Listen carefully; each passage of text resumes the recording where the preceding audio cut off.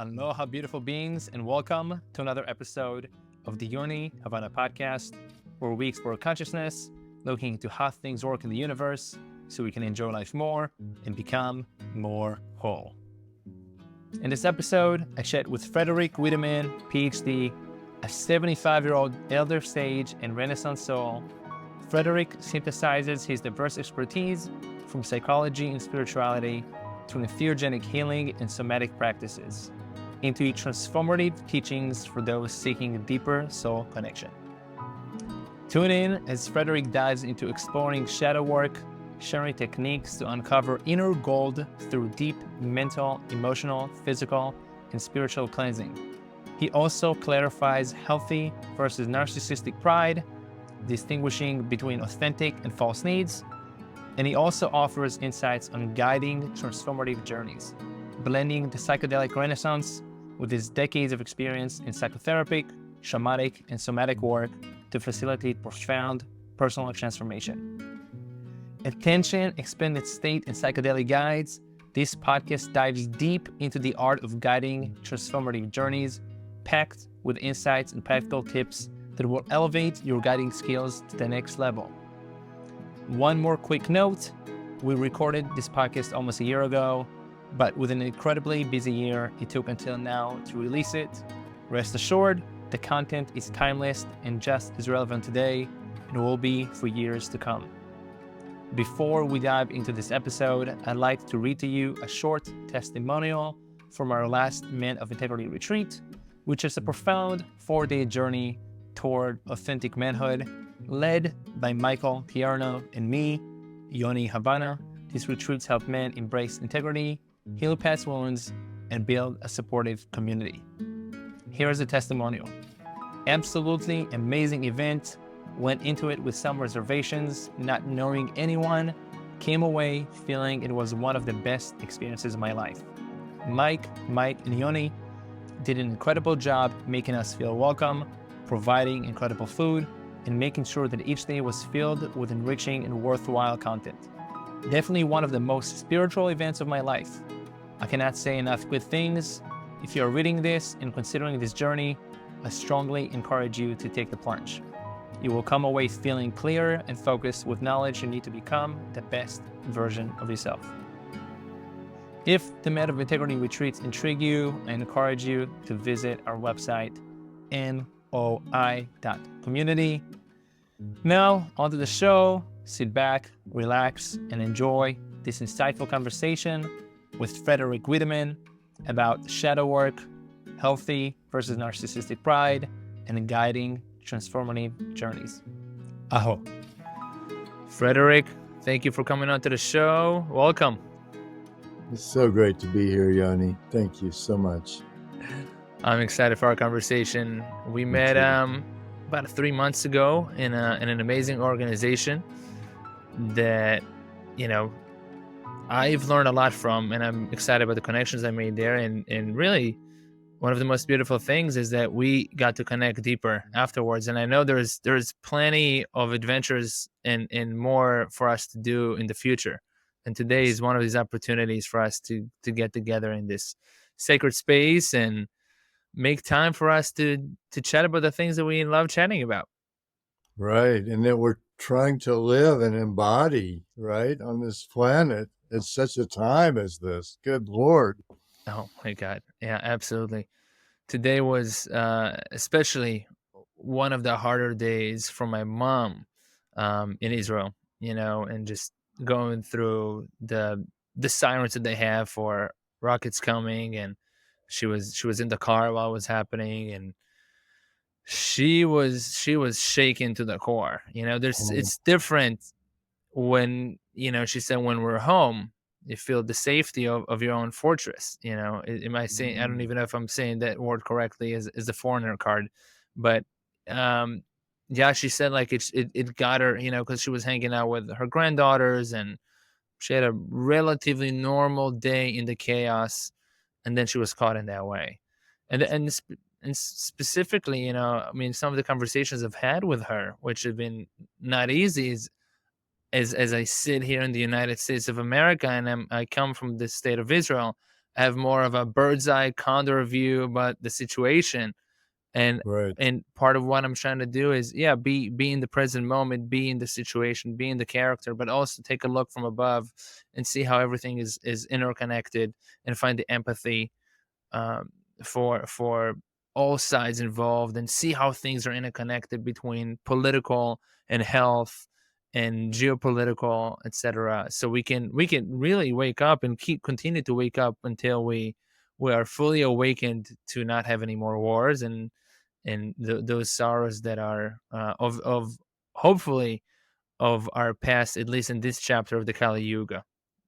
I love what you're saying, and that we're starting right out from the get-go in this podcast, acknowledging the bigger context of what we're trying to do as we awaken and become more conscious and joyful whole beings, which is the theme of your podcast.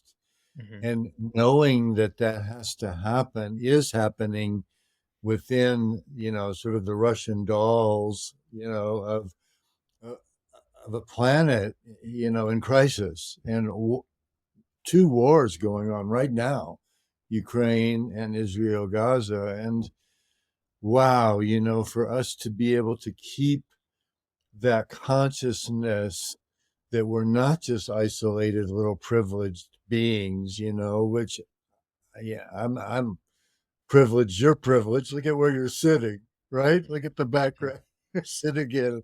I've got my own little shaman hut here. Hmm. It couldn't be more privileged in Boulder.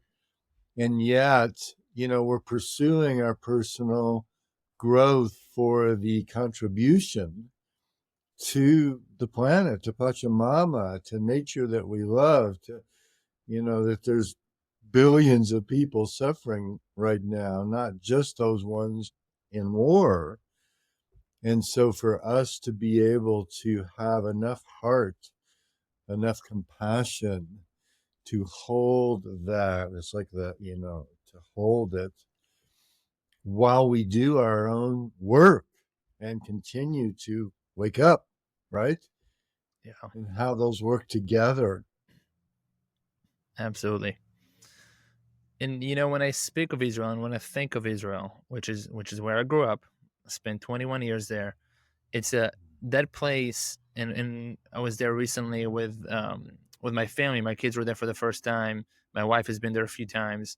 That place is alive. So it does go between the polarity. The pendulum swings quite from side to side. It can be at war, it can be at real life threatening, super stressful times. When it's not, it's super alive, it's super cohesive. There's the sense of community, the sense of joy, the fresh air, the Mediterranean, all of that is very much alive. And perhaps in a more privileged place, which I'm at right now, we can say more balanced in some ways. There perhaps may not be as full. The fullness, the aliveness of the place may not be as alive, at least in comparison subjectively, as some other places that have more at stake. And so I think there's a beautiful balance to that, in a way that, yes, a more dangerous place can be also, can not necessarily, can be more rewarding place for a soul being to spend time in. And as I think Right. about and as I think about some of the clients that I work with one on one, here in the more privileged, safer place, let's say geographically, also, their life struggles may not be harder, or may not be easier than the ones in a place that is currently at war. They're struggling to find meaning, masking it with all kinds of substances, lost, no sense of community. I mean, the amount of challenges and self-loathing. I mean, and the list goes on and on. And so, yeah, Mm. I mean, I think every place is presenting, and every time presenting the perfect amount of challenges, and nurturing to each uh, soul, unless I'm Yeah. mistaken. And the way that you've like taken this, we were talking about the bigger context, and now you're zooming in on the individual, even in a privileged place like Boulder, where I work with individuals and groups. And yeah, it's just astounding how, as you dig down, or in our my work with individuals and groups, digging down and finding these deep layers of trauma and you know abuse from childhood, even these in our privileged world, and the amount of suffering that's going on often inside of them is is amazing. And thank God we have shadow work to go down into those layers. Joseph Campbell would call the hero or heroine going into the dragon's lair, right? And having to face the dragon, those all those parts of ourselves that are unhealed and still suffering and still knotted and blocked and constricted, so they can't allow the divine life force that's let's just call it life force that's everywhere and in our bodies and in our circulation system and our breath right now. Anyone listening to this has life force flowing through them to some degree. And when it hits Mm. those blocks and those knots and those constricted places, it can't flow. It's like a river or a stream hitting a boulder in the middle of it. Like it has to go around it or under it, and it backs up, right? And Mm-hmm. as we open those unhealed places up and actually do the healing and bring them on board as parts of ourselves that we can love, the life force can flow through there. And we become more whole and we become more alive and joyful and able to hold that no matter what's going on in the world, although we're aware of and feeling like your mom, like what she just went through. So it's really a paradox, isn't it? This path of awakening that we're on. Absolutely. It's a beautiful description of how the system works, and it took me a while to figure out how the system works in terms of cleansing and cleaning. Just make room, as you're saying, just make room for it to flow. It's not necessarily about cultivating more. It's about cleaning and reading, and coming to, yeah, bringing things into awareness, facing them, and letting those boulders out of the way. Yeah. Yes, and I'm reminded as you're saying that, of this wonderful line in the Course of Miracles for those viewers that may know that, and it's something to the effect of, we don't need necessarily to try to love more. We need to remove the blocks of that which is keeping us from loving Mm. full out, right? So there's that idea again. And the path works is another body of channeled material like the Course in Miracles. And it basically says, if you will adopt the attitude that your primary life task, your whole life task, is to cleanse and purify and remove the blocks, you know, all fulfillment and bliss and joy will be yours, right? So this idea that our primary purpose is to cleanse and purify ourselves on our path of awakening rather than grasping for more, right? Mhm. Although it is fun to also cultivate joy and aliveness Mhm. and play and things like that. So I think there's a balance there. Mhm. Yeah, a balance of seeking and also looking inwards. Absolutely. Yes. Absolutely, Yes. absolutely. Actually, I want to tell you a little story that also, telling the listeners, and that happened about 2 weeks ago. And just as you were talking about the knots, I had the most incredible journey in one of the retreats that I was leading, and I've done the smallest amount of medicine in what we call the deep dive day. And after a little while, seeing that the group is got their hand, they're doing well. We had a team of 4 hosting. We had 5 participants. things are going well, I decided to go more inwards on my in my own journey.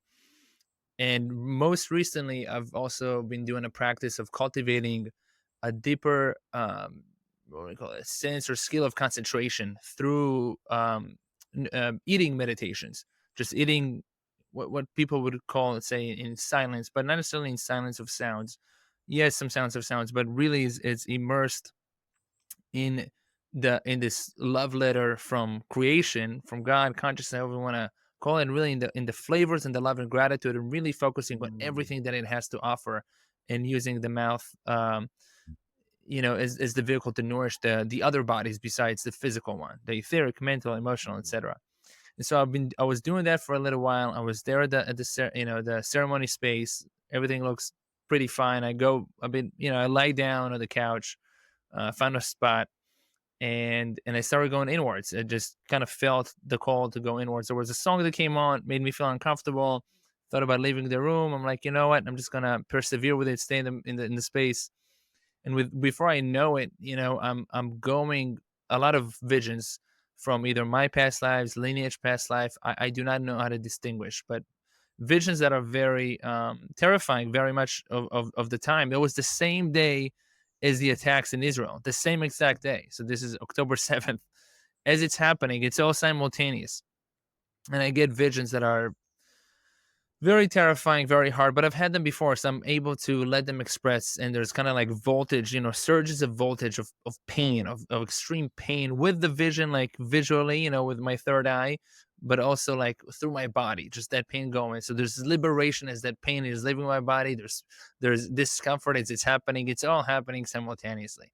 And also thinking about the state of Israel, the stakes are high, right? The stakes of pain and liberation are coming up at the same time. For 2 hours I was able to now go with my concentration for the very first time into my heart, where I have now almost a 4-year injury that happened in my lower ribs, and really the bottom of my heart, and I'm able to go in there and start looking inside and start unraveling with my breath and with movement, Mm. like a snake, like the longest serpent around my heart. And as I'm unraveling this, and I'm so happy that I'm able to do it. And, the pain is coming, like the pain is my teacher, and I get into, a bunch of mental gymnastics while I'm going through this, and relaxation and breath. But really, the most beautiful thing was I was thinking I'm healing my heart. I was able to heal my heart of like unraveling and unwinding this huge, huge, complicated knot around my heart. And as I'm unraveling it, and the visions come and the pain come and such, huge flow and circulation of blood coming to my lower back and into the back of my heart, into my neck, and liberation from physical pain, and I feel gratitude for myself and gratitude from my lineage, from of transmuting this darkness into light. And all of that is happening in a matter of about 2.5, 3 hours perhaps. I'm doing this process and I'm thinking to myself, please, nobody come talk to me. Nobody come approach me. Mind you, I'm hosting the event, but like I'm so deeply concentrated. I do not want to be disturbed. And fortunately, nobody came and disturbed me. People said I saw you a few times. I knew not to approach you the way, you were closing your eyes and moving and breathing. And yeah, I wanted to share with you and with the audience. That was the most incredible, spectacular, challenging, yes, but most liberating time of my life. Something I feel like I worked everything, all the work that I put in my whole life, and especially in the past few years as I've been getting more into medicine work and shadow work and all of the above, and the holistic lifestyle work and breath and divine masculinity, all of that culminated the moment in that ceremony. And it came out of nowhere. Wow. Wow. That is what really a beautiful, powerful story. And I'd love to unpack that a little bit the way I'm receiving it in my experience with different plant medicine ceremonies and journeys over the years, especially, uh, well, I'll just say ayahuasca or the grandmother can have that kind of deep, poof, really take you to your knees kind of thing. versus Wachuma, where you're out in nature and feeling your heart open. But back to your story, wow. I mean, the fact that you, first of all, as a guide, you had to make sure the scene was okay around you and people were taken care of in a good space. And then you could go into your own space and start that process, that really deep process of, wow, journeying, let's just say down into the depths, because this was not necessarily a spiritual, you weren't soaring with angels and, spirit guides and stuff. You were in the depths of the shadow and feeling your so much going on with the different levels and layers of flashes and past lives and this and that and pangs of pain and stuff, right? And that Yep. you would tolerate that and not run from that as the first thing I'd really like to mark for you, for me, for our audience. Like, there's a really good example of that. You could have run. A lot of people would run, or they'd try to bypass that, or they'd try to leave the room, or they'd try to whatever. Get me out of here. I don't want to see this, feel this, let this in. But that capacity to, to sit or to lie with that is such an important skill and such an important capacity for us to nurture in our spiritual work, in our awakening, because we will come up against that dragon. Those were dragons. You were in the dragon's lair that I just mentioned. And that you would then take that and start to work with it in a constructive way in your own body, like finding that place in your ribs that's been injured 4 years ago, and that serpent that's wound complicated around your heart, and work with that, breathe with that, move with that, be in an embodied place with that is so beautiful because again, I'm going back to Joseph Campbell's the myth of the hero or heroine. He talks about, as he's analyzed, our viewers probably know, thousands of myths around the world from all ages and all cultures, and found a single mono story, right? And so the hero or heroine goes into the dragon's lair and faces the dragon, which you did, but then starts to find the gold under the dragon. And that's what you were finding as you worked with your heart and unwound the serpent and started to, right, and get more freedom and get more liberation and be unbound and to liberate yourself out of that matrix that you had been held in and had been held around your heart physically, and energetically and etherically too, probably. And so that was you extracting, this is my interpretation, okay? You extracting the gold from the dragon's lair. And I love that story because it shows how both of those pieces work together. And in my worldview and in my experience, over 50 years being a depth psychotherapist with thousands of people, and I have a PhD in clinical psychology when I started this journey in my late 20s. I'm 75 now, so I've done a lot of work with people and on myself. And so what I have seen and I'm confirming from the story is that inner weaving of being able and willing to have the courage and the fortitude and maybe even the divine kind of directionality and purpose to hang in there through all of that you went through for those 2.5 hours, of the dark and the shadow and the pain to get to the gold, to be unwrapped, to work with the freeing and liberation of the heart, and how those two go together, that going into the depths of the shadow and coming out with the gold. Mm. Now you can give that gold.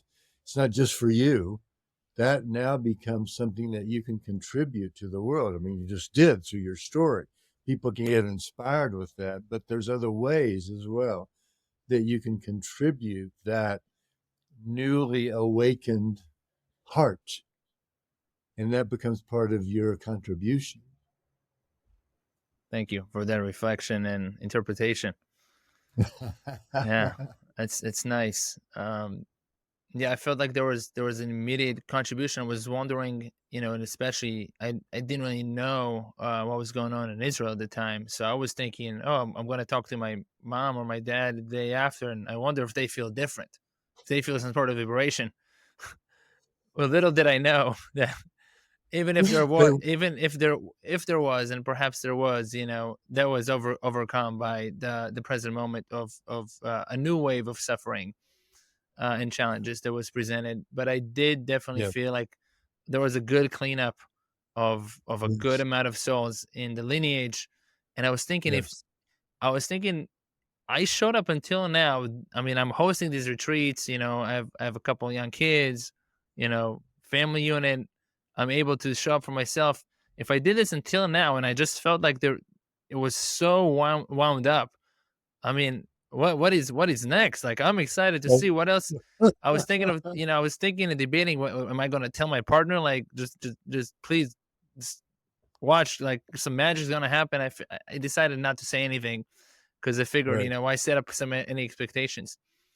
And one more thing I want to touch on is, and we can dive into it, is I'm grateful that you introduced me into what's called the path work, or the path work of self transformation, if I'm not mistaken. yes, And the very first chapter, and the one that I delved into in the beginning, gave me a great insight into the okayness of being in receiving appreciation, love, having some sort of success, and the differentiation between uh, the logging those feelings just for validation and being dependent on it. And so as you're giving me appreciation for this, and I have more appreciation for myself, I'm able to receive slowly more and more, and really take those moments and say, like, yeah, I'm doing a good job there. Like, this yes, this is beautiful, this is my path. Continue doing this. And yes, good, and like going to sleep, and like, I did something good today. I'm doing something good yes, today again. And yes, so, not deflecting beautiful, it, because I deflected a lot of words of appreciation, deflected being in some ways a bunch of times center of attention. And I think there was a struggle there into also, like, right, the ego, like, oh, it is, it doesn't need anything, like, it's all about giving, and then the tree, it being able to receive to nourish the tree itself. And so, yeah, I wanted to touch on that little oh, that's piece. great. Can I run with uh, that for a moment? Please, by all means. That was a great setup.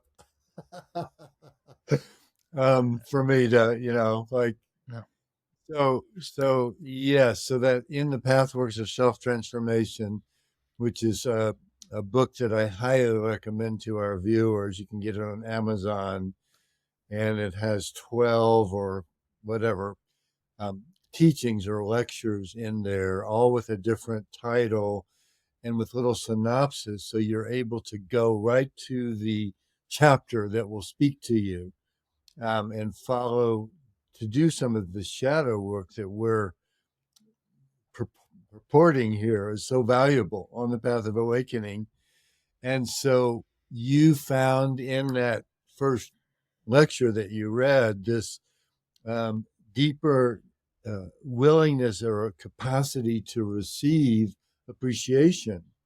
And isn't that great? Because the Pathworks talks about how we can have love, fulfillment, bliss, abundance, joy in our lives that is our divine right, if you will. That's the way that cosmic law works.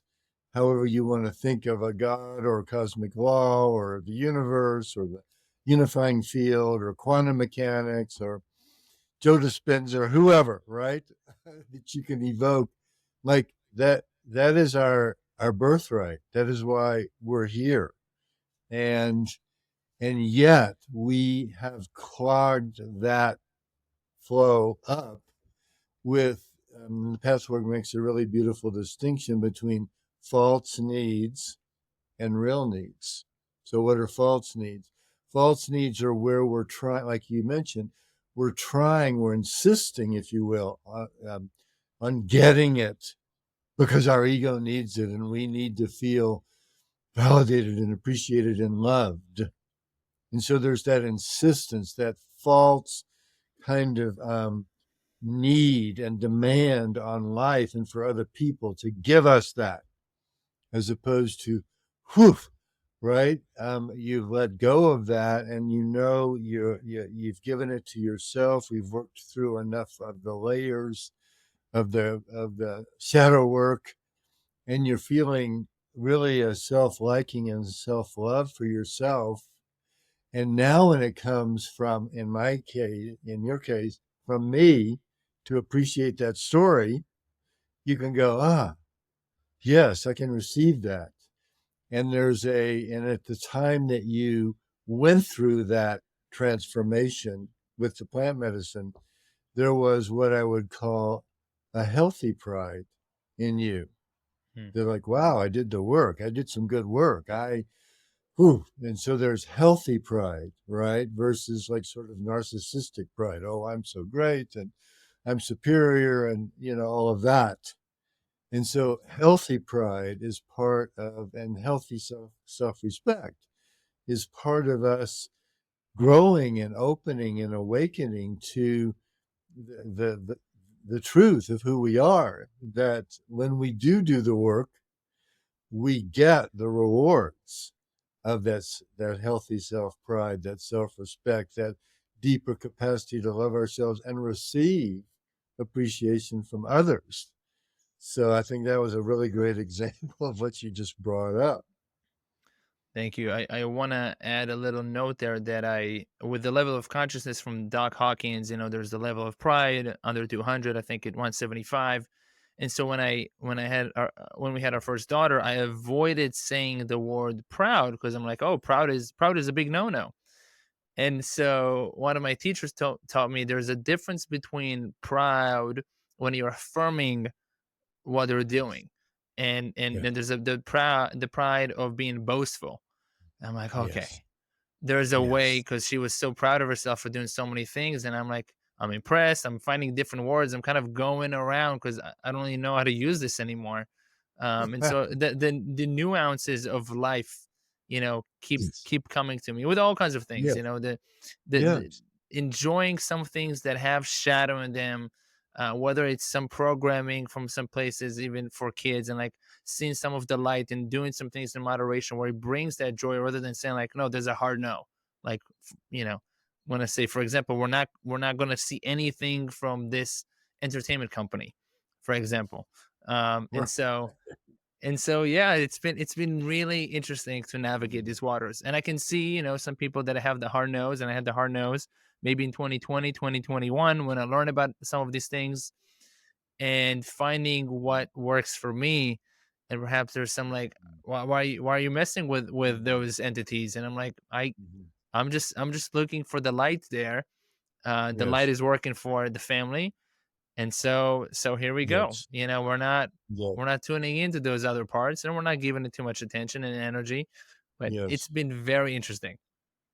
Yes, indeed. And I'm just going to put a plug in here for not only the purification and past works that we've been talking about and finding the gold, but also how I want to speak for a minute to how I see, perceive, and experience plant medicine as being able to assist us, all of us, at this time in in this planetary crisis, and also those of us that want to continue working towards our awakening.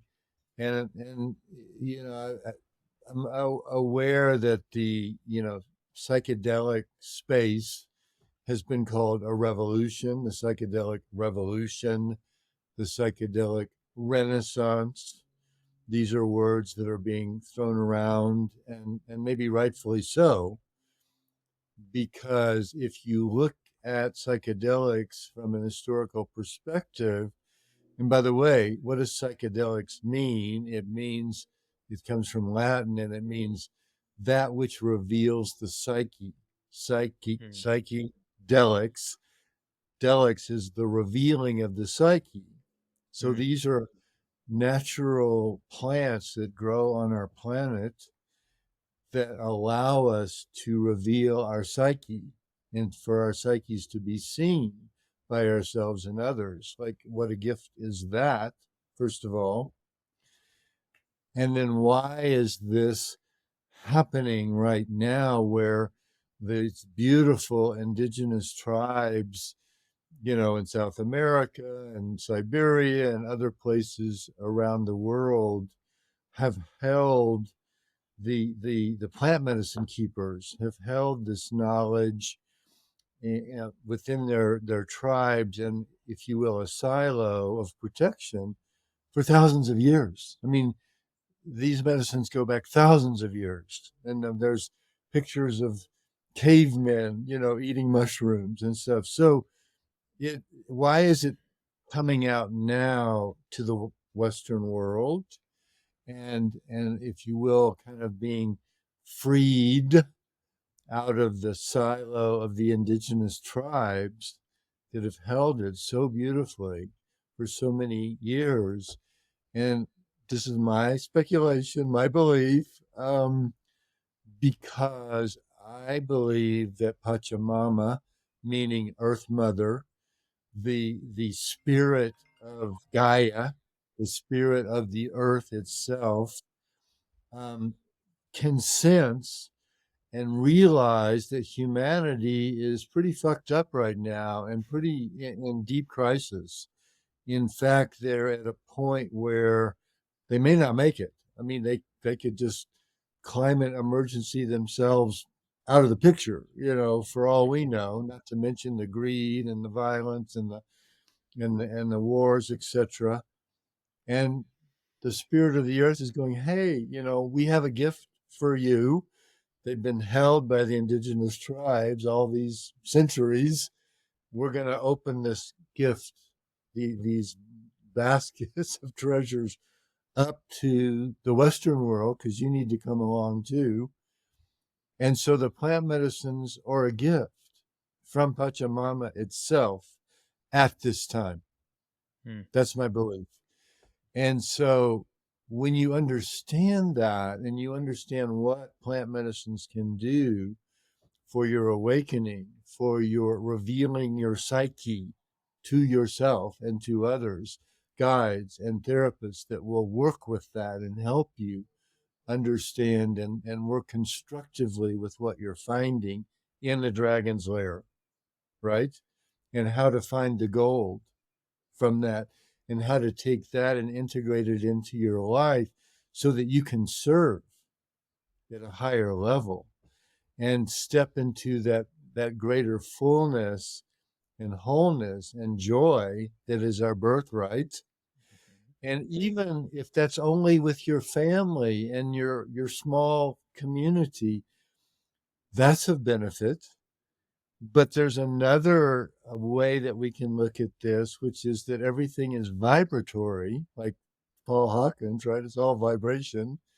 Many spiritual teachers have taught us that it's vibration. Abraham Hicks, for one.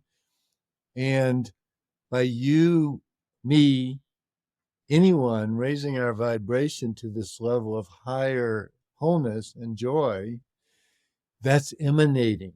That's like a sonic radar, right? It's emanating these beams, and that is uplifting on some subtle level, Mm. granted, right, the entire vibration of the planet and helping with the darkness or the violence and etc. that we're experiencing.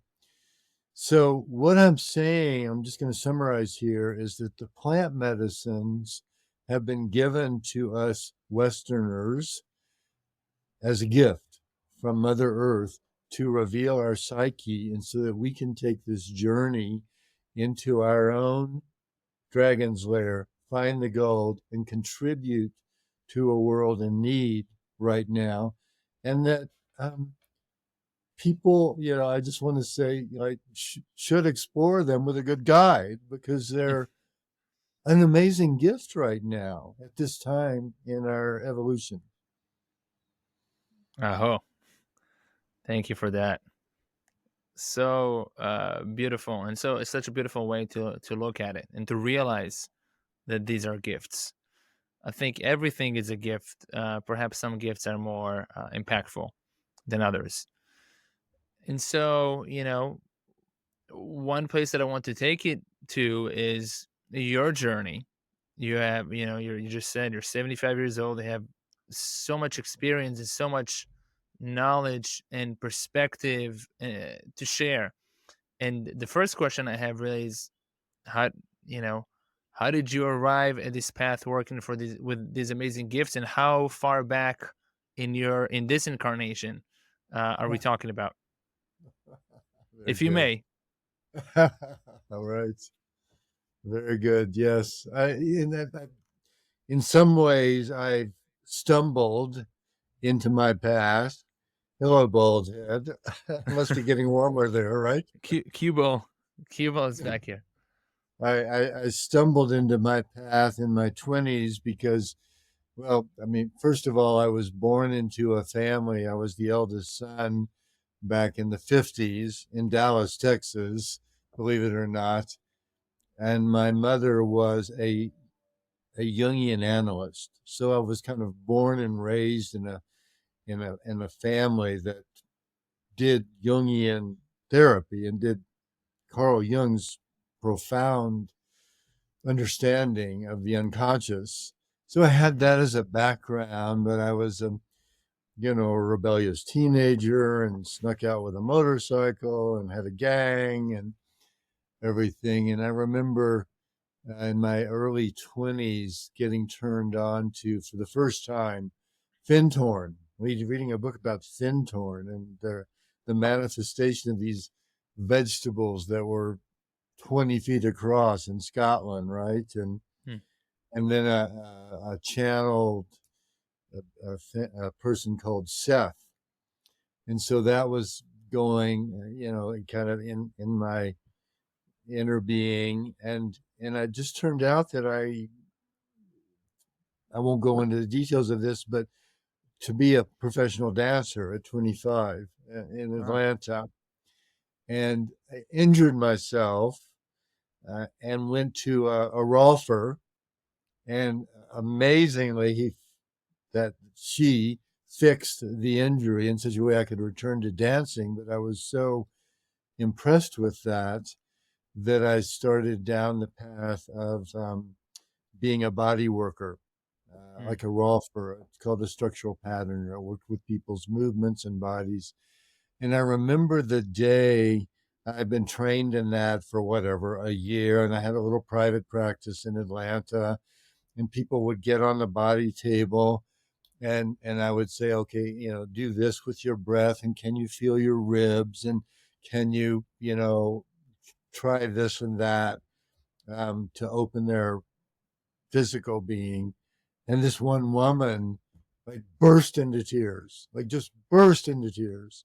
And I was like, holy shit, I'm just, well, what do I do now? We hadn't been trained in that, right? Like this cathartic release. And Wow. there I was trying to soothe her and say, oh, it's going to be okay and you're fine. And, I mishandled it completely. That's not what I would have done today. I would have guided her into it and let her really rip, right? And Hmm. held space for that.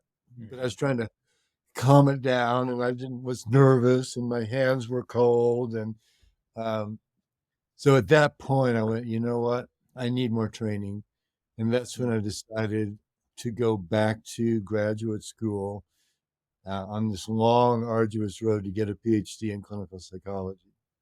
So that was that piece that came in, and that was like 8 years later, like the long, hard road. Um, and so I had that as my foundation. And then I had the Jungian piece, the shadow work. And I had the body piece, the somatic, the dance piece, right? And those just continued to fructify and lead me on my path of weaving those three threads together until plant medicine arrived as a fourth powerful super ingredient in the mixture of me. And that happened in 1991. I took my first ayahuasca journey, and with a group of people, with an American guide who had been well trained and could hold really beautiful space, and in fact is still holding space for this particular medicine.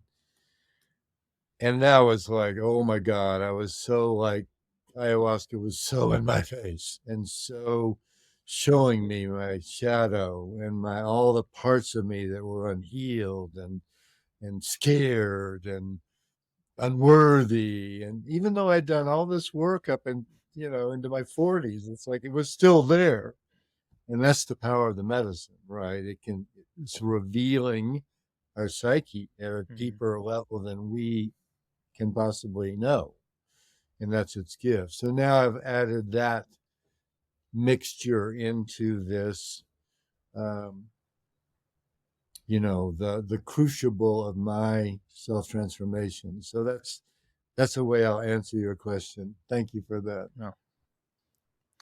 Quite a path. It sounds like. I want to hear more about it. First, I want to hear what kind of dance were you we were doing it was kind of I guess it would be called modern dance, but this was a small little troupe in Atlanta, and we were doing more kind of dance theater, where we had a story and a myth. We were enacting for the audience. So it was back in the days. This was back in the 70s when guerrilla theater was happening in New York and stuff like that. But that's just a side note. How did you get into dance?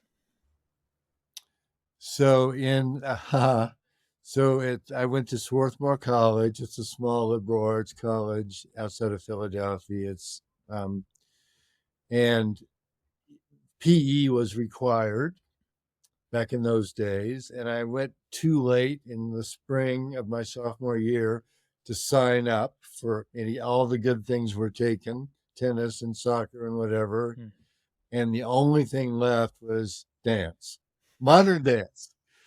And so I had to sign up for modern dance, and I was the only guy in the class, and I was stiff as hell, and I was awkward, and it was a miserable experience, but I worked through it, and that's how I started dancing.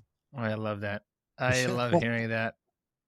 That brings me back to the no coincidences. Yeah, idea that I don't know if idea, but truth that I have now. From coming from, I guess the more majority consensus of probabilities and randomness and such, which seems like a beautiful pull in that way. Right. And so I'm curious just to touch on one little thing there. What you mentioned going on bikes and gangs. What's that chapter there? If you may expand a little bit. I mean, I think I was really a rebellious. I mean, so that's matured into being an edge walker. I would call myself an edge walker now. I'm walking many edges, but back then in Texas, you could actually have a license to drive a motorcycle at 12 years of age, which is unbelievable. That was back in the 50s, 1950s. Wow. So I begged my father for and he gave me a motorcycle for my whatever 12th birthday or something. And I had got the license, and I had a whole gang of friends who had motorcycles, and we immediately was a Honda 150cc for whatever, but and my dad had a governor put in the carburetor that only let so much gas in, so it was really wimpy. So as soon as I got the bike, I took it over to my friends, and we opened up the engine and opened up the carburetor and took out that governor, and now that much gas could come through the carburetor, and it was fast, right? A Honda Wow. 150.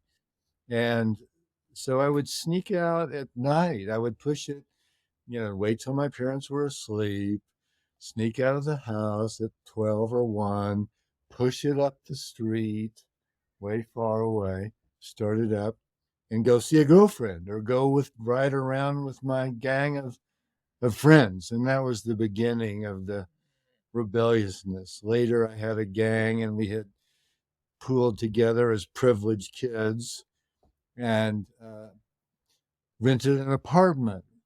And we took girls there for parties and alcohol. And we weren't doing drugs back then, but so always through my high school years, I was doing that kind of thing, as well Wow. as being a good student.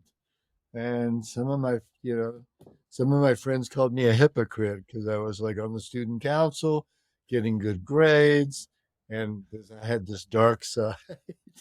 Oh my God. What an exciting time it sounds like. It was Um, very exciting. as dangerous as it is, it sounds also Yes, very exciting. It's something very alluring about those years, the now. And I think about the way that I grew up. I mean, I was walking to all of my friends. There was no curfew. I mean, I was safe where I lived in that neighborhood. My furthest friend was 6 minute walk. Was like, this is a hike. Now we're right. just thinking about my kids being out of sight and I think, yeah, I guess I got into the hive mind in there. There's fear. There's just, yeah, or Yeah, some right. helicopter Yeah. parenting in some ways. I mean, I try, to consciously, it's even in the playgrounds, and I let my daughter now take more risks there. Uh, and I plan like how far am I from catching her if she falls from, I don't know, 6 feet or something. But yeah, I Right. I mean, mean, I mean, the difference, right, and what is required of parents today, and it's amazing in some ways that the world is so much unsafer now than 50 years ago, like just tragically unsafer, right? It's really yeah, something. yeah, and we have better technology in the cars with sensors and everything else. But yeah, it's a very interesting time. But back to your story. Okay, so you end up in Atlanta dancing. That takes you into this body work. You go back to school. I'm curious. So you said the PhD is in. Remind me. What Clinical psychology. It's a psychotherapy, is it? basically. Do you practice psychotherapy immediately after? Do you combine, as you said, like the somatic? How do you go from that point? Okay, got it. Well, let's jump way ahead till now, Hmm. okay? Because the way I've worked with, I mean, I feel like I'm in a flowering of my life with all of these skills that I've developed over time. And so um, I am now working individually with clients who want to use plant medicine as a part of what I'll call a rite of passage. And so typically I will work with a person in a 3 month rite of passage. And there's the prep phase for the ceremony. This is pretty typical for anyone that's going to do a plant journey medicine with a qualified, highly experienced guide. And there's a lot of guides out there that don't have that, right? And beware, viewers. But there's a prep phase, there's the journey itself, and then there's the integration phase. These are classically acknowledged by many people, many guides and researchers. And what I've done though is to make the prep a really deep dive into the person's psyche. And my belief and experience is the deeper a person can go in the prep phase before the actual medicine day, 6 or 8 hours, right, on, let's say, magic mushrooms, the more they bring to that journey, the deeper and more powerful and transformative that day is going to be for them. And the richer then will be the integration. And so I'm combining in the preparation, the journey, and the integration,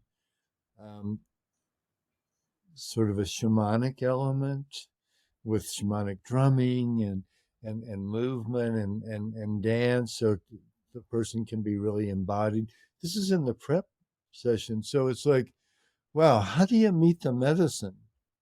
Because the medicine's going to want you in your story that you just talked about, going into that injured place and working, right, and allowing breath and movement to take you into a more healed place. That was a beautiful example. Not everybody knows how to do that, and if you just throw them into a mushroom journey, they're going to miss a lot of opportunities, right? The richness and the subtleties of what that medicine is offering and calling them for. Mm-hmm. So to do preparation and to learn how to be in your body and use your breath and do shamanic releasing, right? And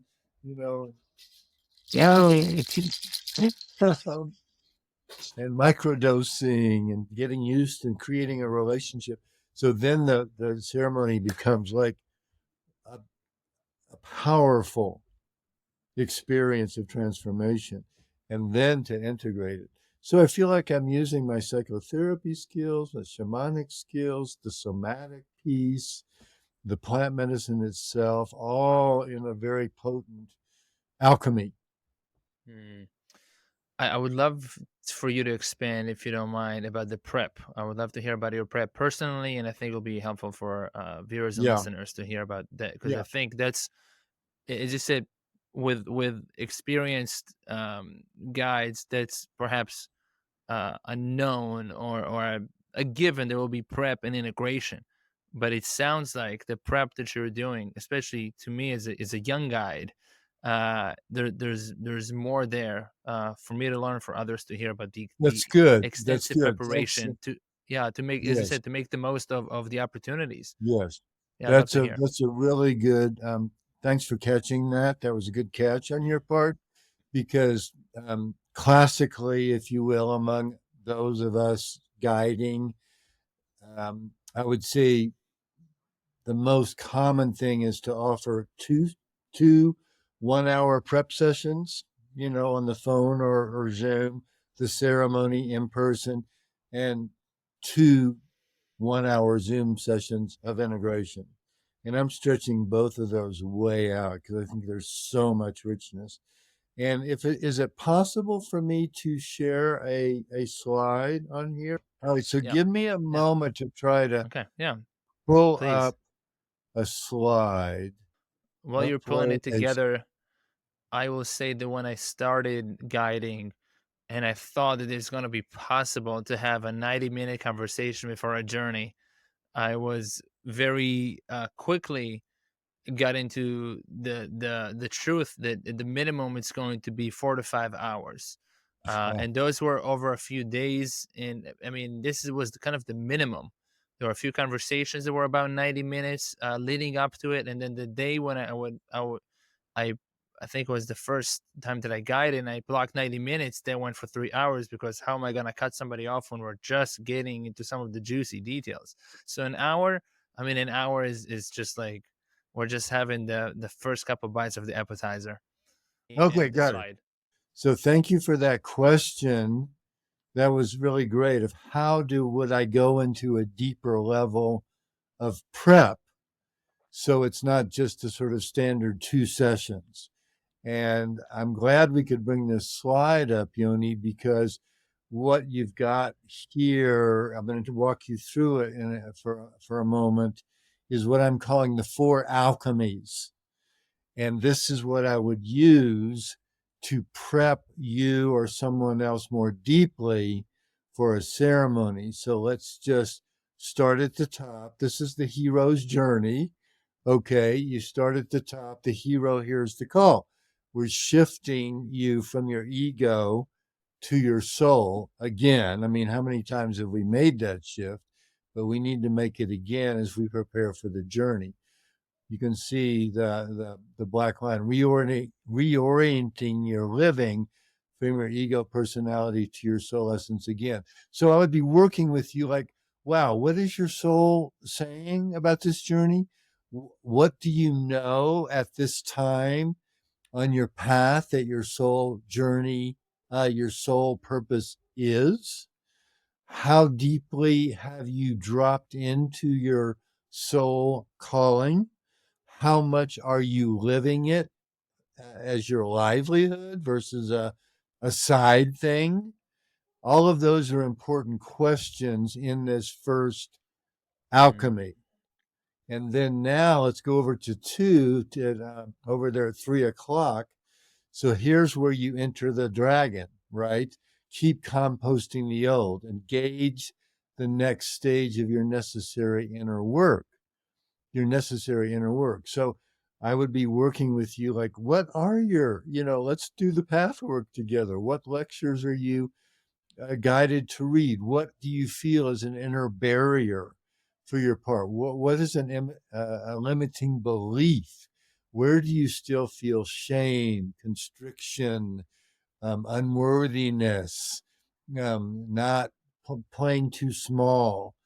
So we'd be working with those in the prep sessions themselves and getting at a jump start, right, Mm. on the dragon's lair. So when you do have the ceremony and your psyche is revealed, you've already done some homework. You've tilled the soil. You're not as afraid of meeting those dragons, right? And you've got a kind of a power there that you've already developed.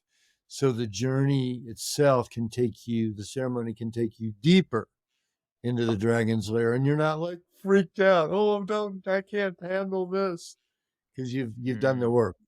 And then moving down to 6 o'clock. And so let's also talk in the prep about what would the gold be, activating more love, wisdom, and power. What is your deeper, singular, even weird? I see I misspelled that. Soul genius. Well, in your case, you came out with a heart from your dragon's lair with a heart that was stronger, that was less constricted, that was less bound by this serpent, these energies, and was freer to be big and to radiate love. Well, so in our prep, what are the goal? What's the goal? What's the new power that you're starting to see in yourself, which you can take into the journey, and it will magnify and amplify that. And then finally, over here at 9 o'clock, well, let's use this gold daily in your life. How do you start to integrate that? And instead of here, this is kind of revolutionary, I think. Instead of waiting till after the journey to integrate what the journey is going to give you, let's start integrating already your deeper soul purpose, the inner barriers that you're transforming, the new gold that you're finding.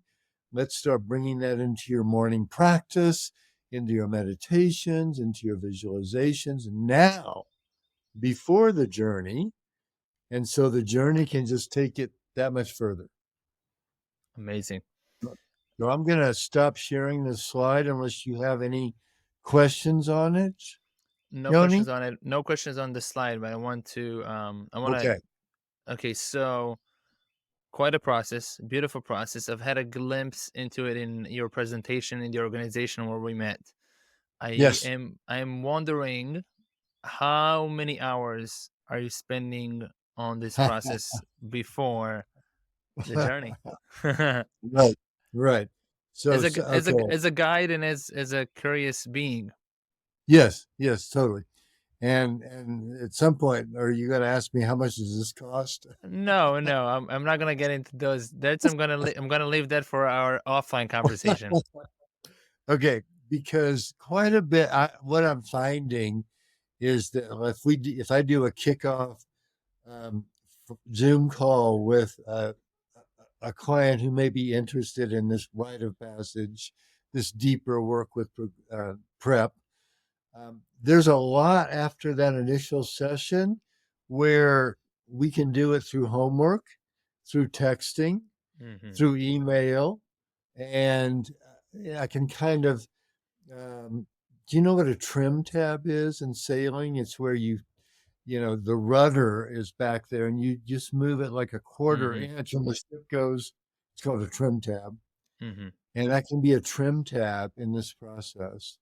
And so we're not spending hours and hours on Zoom with each other, but there's a lot of back and forth, a lot of interaction. Oh, did you listen to this shamanic drumming? Were you able to, and maybe we jump on a call for 15 or 20 minutes. So all total, I'm going to say 10 hours. I'm just making that up. Okay. No, it's Texting, really, emailing, yeah, homework.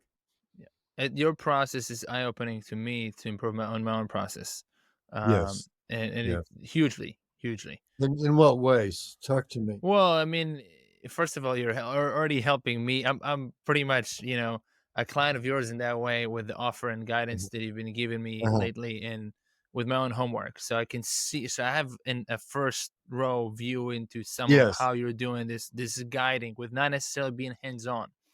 And I Right. know that some people perhaps would want to have more hand holding. Perhaps Yeah.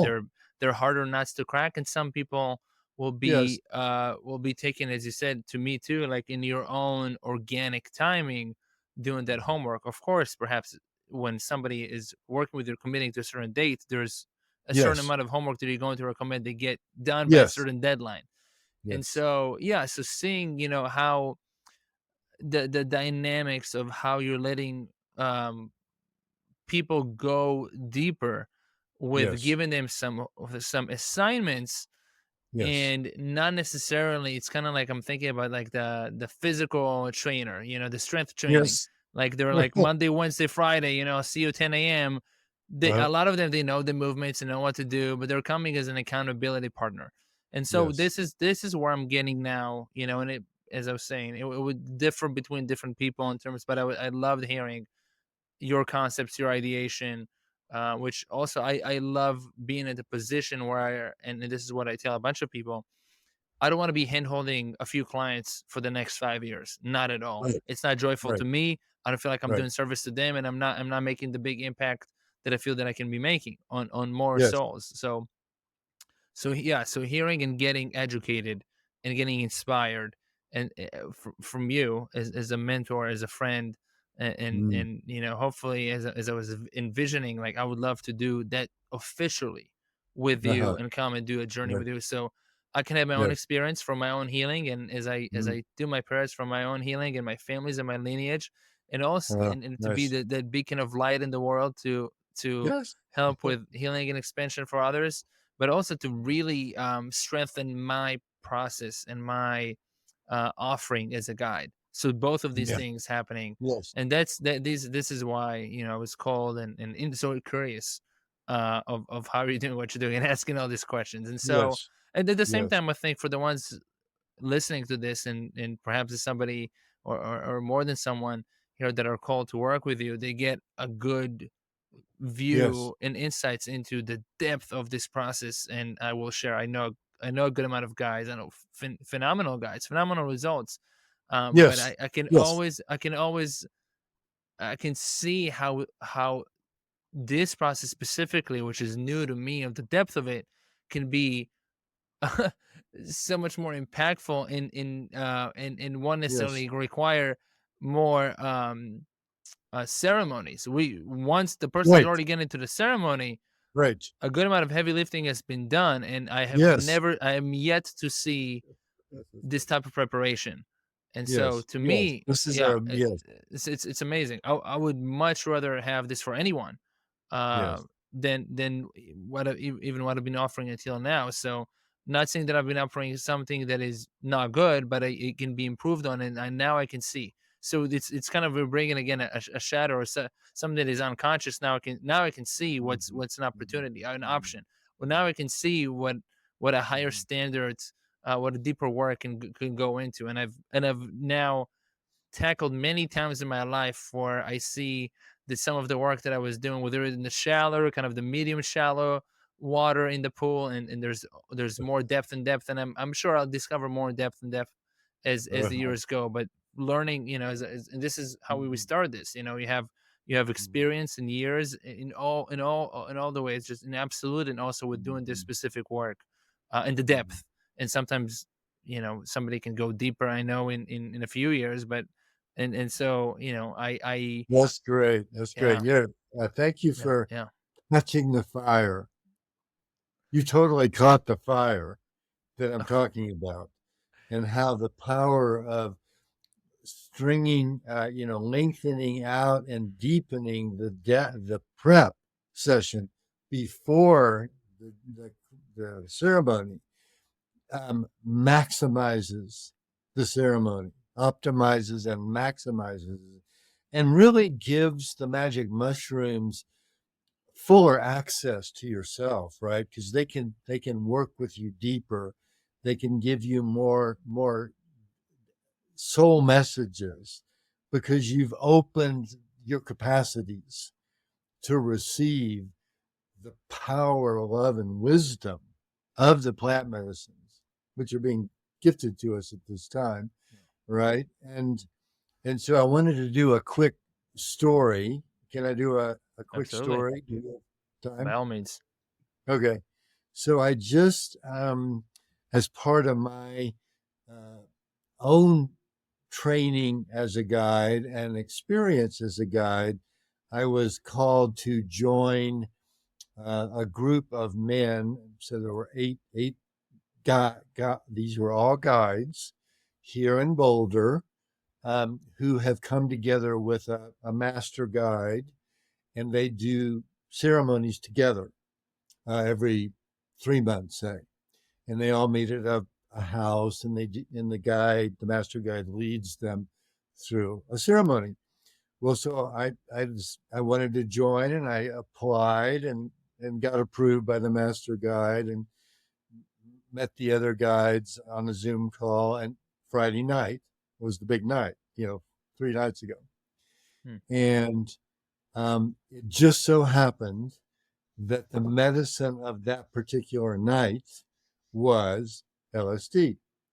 Now, I haven't done LSD since college, right? 50 years ago. And I wouldn't use it in my own practice guiding people. I pretty much like to stay with magic mushrooms or wachuma. Those are my two favorites for various reasons I won't go into. But here's the point of the story is we all took LSD last Friday night, and after about 2 hours of a kind of a cathartic thing, and everybody was downloading their initiations, and I was downloading mine. I could talk about that later. The black Jaguar came into my solar plexus and gave me an initiation. But after that point, the whole thing fell apart. And the master guide, could not hold the container. And it was totally a chaotic situation. And guys were trying to leave the room, and the guide was running after them and trying to bring them back. And other guys were, and it devolved for several hours into the place where a bunch of the guys were sitting in the hot tub, at 2 in the morning, just cackling and giggling and laughing, for hours. And the next morning, in the integration session, I confronted them. I said, I really want to call you all out. Would you please give me permission to do that? I'm not coming from some old fart that feels superior to you. I want to say what I discerned last night is that you guys, and I wasn't calling out the master guide at this point yet, but you guys like couldn't hold the power of the medicine. You couldn't stand in the fire. You received the initiation. Because I heard in the integration, each of them had received profound initiations, but after 2 or 3 hours, they couldn't hold it. They couldn't stand in the fire.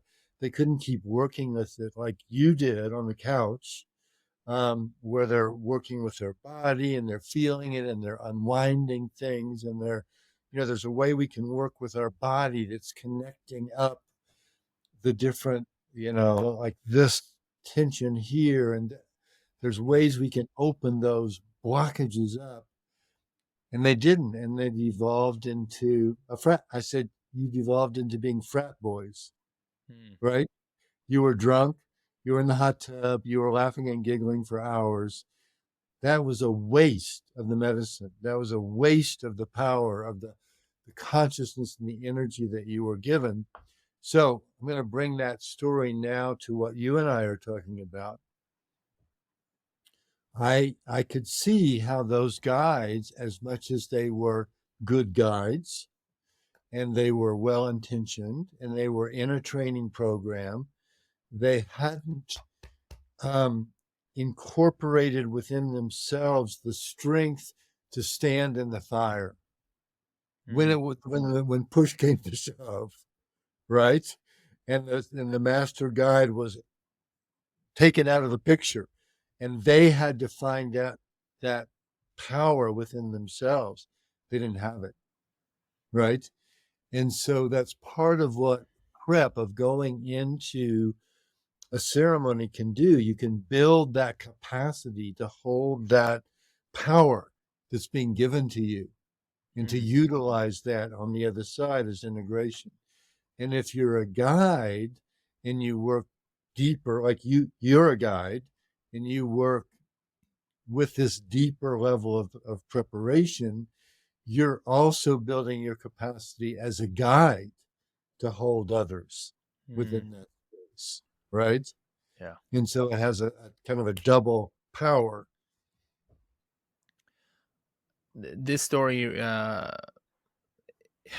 I'm relating to this story because there was a retreat that I was co-leading, forget when, but one of the things while leading this with my two partners at a time is that there were two guys that and I called this shortly after, but about 3 hours after the medicine, they're going on a walk. Just two best friends came from another state, they're this and that, they're going, and they had some nice moments. But the part of me is saying like, get these guys' asses back in here and to do the deeper work. Put the sleep mask back on and let's Right. go.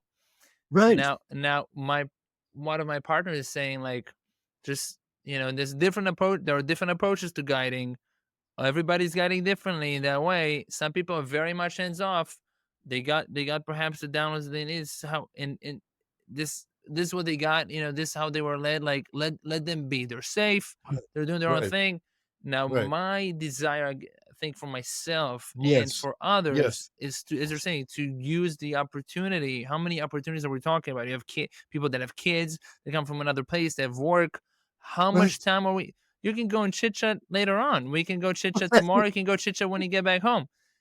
And I know you're in a different state. There's a nice opportunity there. Everything is an opportunity cost. So what is the best opportunity?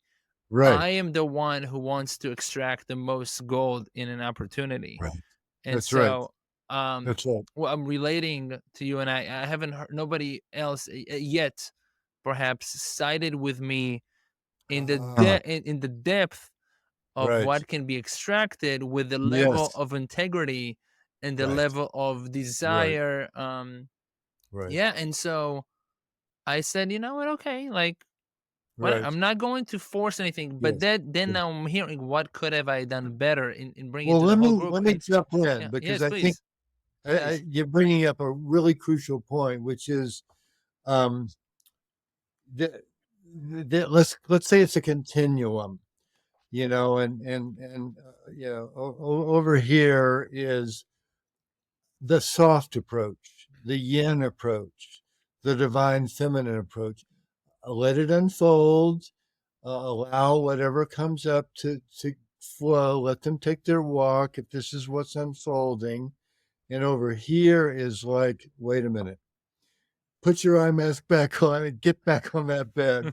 You got a lot more work to do. It's like the drill sergeant, if you will, right? Been called that, and And, been called that before. Yeah, go ahead. what? I've been called that before, as you may What's it good? imagine. What? Yeah. Good. Well, so I think the key to this is having the agreement with the group ahead of time that you're going to go here Mm-hmm. as a guide. You can't just impose that in the middle of a journey because Mm-hmm. this is the default. And most guides let whatever happens happen. And that's the sort of the cultural norm among us guides that are leading.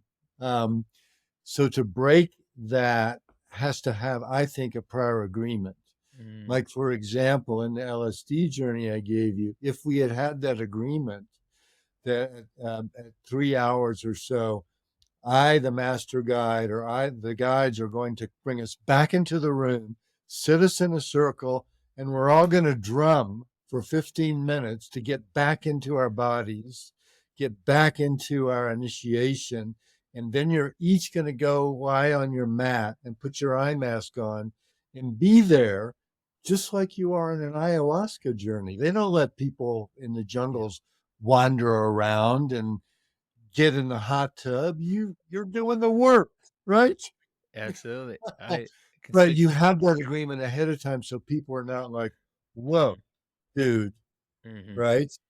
And you would have that with your fellow guides, that agreement. But that's the kind of ceremony that I offer. There's that agreement up front that I'm going to be hands on and more of a drill sergeant and more in your face than the typical journey, which is, oh, let's let it flow. It, it's so great, and even the words that you were using. So in a different retreat, uh, a guy that was in one of the retreats that I co-leaded apparently talked to another guy who was in one of my recent retreats, and when we had our call of one-on-one before, Yeah.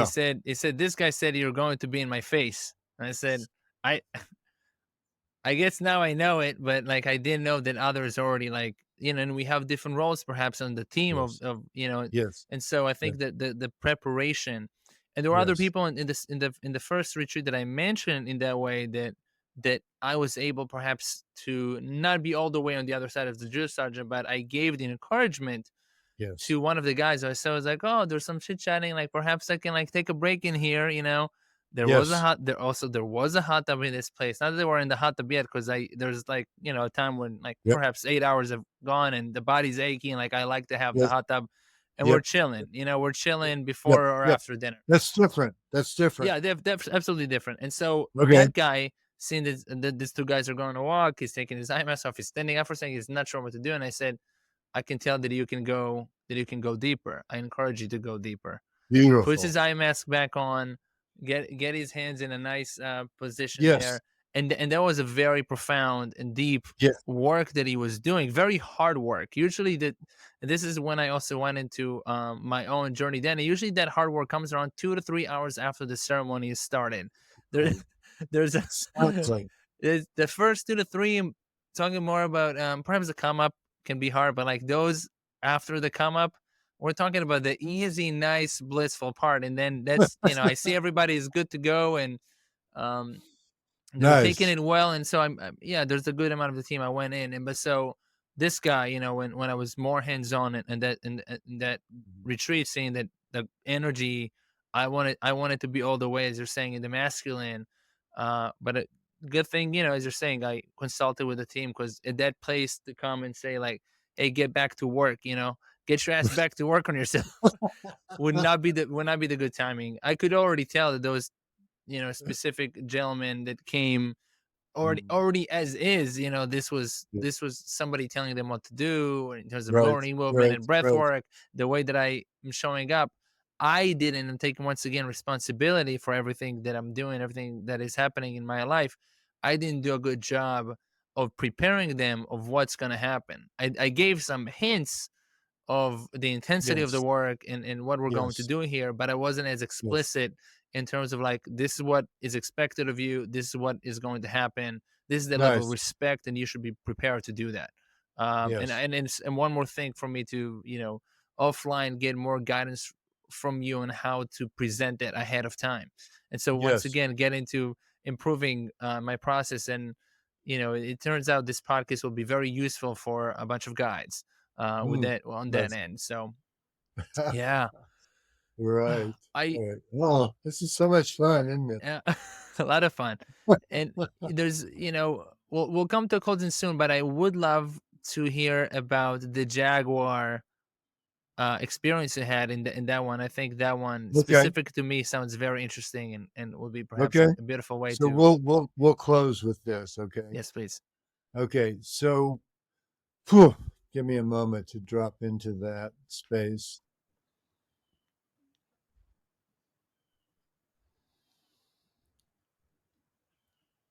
I have been gifted in previous magic mushroom journeys with the animal totem, the black jaguar.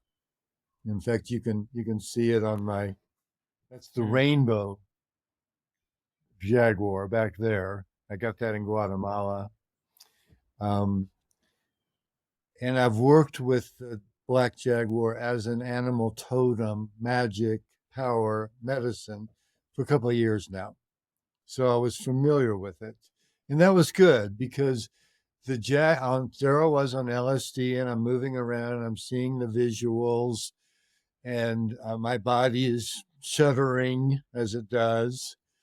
And the energy is coming on and I'm breathing and letting it come on. And there's the black jaguar, boom, like just right there. And as these things can happen, you can just be given, right? An image or an archetype, an energy, and like, whoa, this is part of the initiation. And so I was like, hello, kind of like, whoo, thank you, what a gift. And it was right in my solar plexus, right in my solar plexus. And and and and throughout the journey, I was doing. Let me just show you because you and I have been talking about being able to do body work. So it was all happening here, and I was like, oh, finding the sore spot, the contract, and the diaphragm is here, and at every breath it does that, right? And so under here, there's contractions in the diaphragm. So as we're releasing those and working with those, and the jaguar was getting more empowered and like more powerful as I was releasing these knots here in my solar plexus area. It was saying it was initiating me into this divine masculine that we're talking about. And I'm aware that some people don't like that terminology, feminine, masculine, and there's gender, biases and whatnot these days. But I'm just going to use them for the purpose of shorthand here.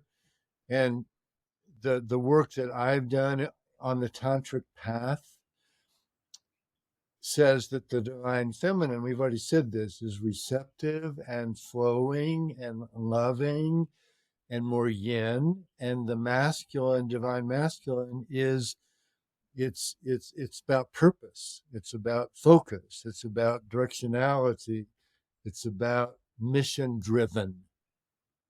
It's got a mission and it's driven. And so I was being given that in a more intense, powerful way. And I was like, and it was really cool. I mean, it worked out like in 2 or 3 hours. The whole room was freaking out. People, those guys were leaving the room and wailing and whatever. And I was able, in the middle of this LSD experience, with the Jaguar's help, to hold that power, that fire, that capacity to focus and to get through the craziness, the chaos all around me, and to hold on to this initiation I was being given instead of disperse it and go off with the guys and whatever. And so, I was on my sleeping mat, on my mat at, 4 hours in, just working with this thing. Eye mask back on, following the kind of thing we're talking about here. I was walking my talk, and it was very powerful. And so I felt like I was being, so I'm going to put it in slightly different terms and then I'll wrap up. In terms of archetypes, okay? So imagine that the king archetype, which is the generative, wanting the king, the good king, everyone in the kingdom to be prosperous and serving them, even though they're a king. There's the shaman archetype, right? Calling in the spirits and exercising entities and drumming and leading people into the whatever. And then there's the warrior archetype, right? And the sacred warrior, not the soldier, the sacred warrior is the one who protects the space from, and keeps it pure and good. King, warrior, magician, lover in Robert Moore's book. Mm-hmm. In that moment, or those moments, that initiation, I was being given the convergence, the coming together, the weaving of the king, the shaman, and the warrior. Wow. And it was like, whoa, right? Like that was such a gift to me. So that's how I'll answer your question. Thank you for that. Wow, thank you. Oh, man. Inspiring. Very, very inspiring and beautiful. Fascinating. Well, you're inspiring, you're such a beautiful soul. I'm sure the viewers can feel our connection and our crackle and our love for each other. It's really wonderful. Absolutely. A huge gift the divine has given me, and you're gifting me, and I'm very much looking forward to continuing and intensifying our relationship. I see it as a huge gift to me, which will be I'll be continuing to give and the ripple effects to everybody. And to your family, your beautiful family and your kids. My God. And there's the one thing I want to touch there is that when I talk to men, especially men that have big dreams and big missions and such, tell them that my biggest mission, my most important mission is my family. I have my big mission with working with other people and etc. But my biggest focus, my biggest prioritization is my wife and my kids. Yes. By no means will anyone take priority over those. If not able to cultivate that in my kids and my wife in that sacred relationship, then what's the point? I've heard a good amount of men having their big dreams, and it's usually they have to do with money and impact and sometimes public policy and all that. And I see and I hear about where the attention it goes to the kids, as if it's like, oh yeah, like they'll leading by example in that way. I'm as hands-on as possible with them, as present as hands-on as possible. This is where you really integrate and incorporate your gold that you get from the Dragon's Lair, and that's where you walk your talk, is with your family, and you can use that as a touchstone, right? Am I walking my talk with my family?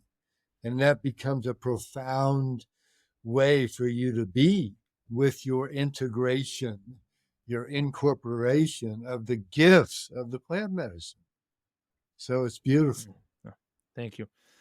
All right, Frederic, thank you so much. Thank you, everybody, for listening and tuning in. Where can people find you and your work in case they're interested?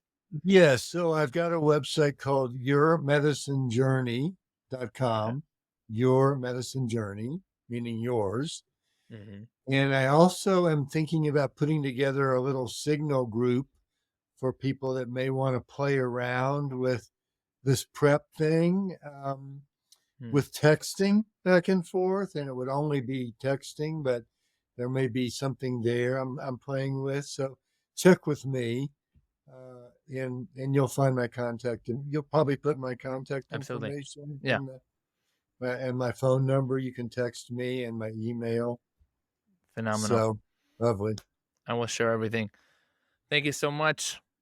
Big ho. Big ho, ho. Thank you. See you. Love it. Thank you for listening to this episode. I hope this conversation has supported your journey to wholeness. For full show notes and to explore all my projects, visit yonihavana.com. If you found the show helpful, please leave a review on your favorite podcast app.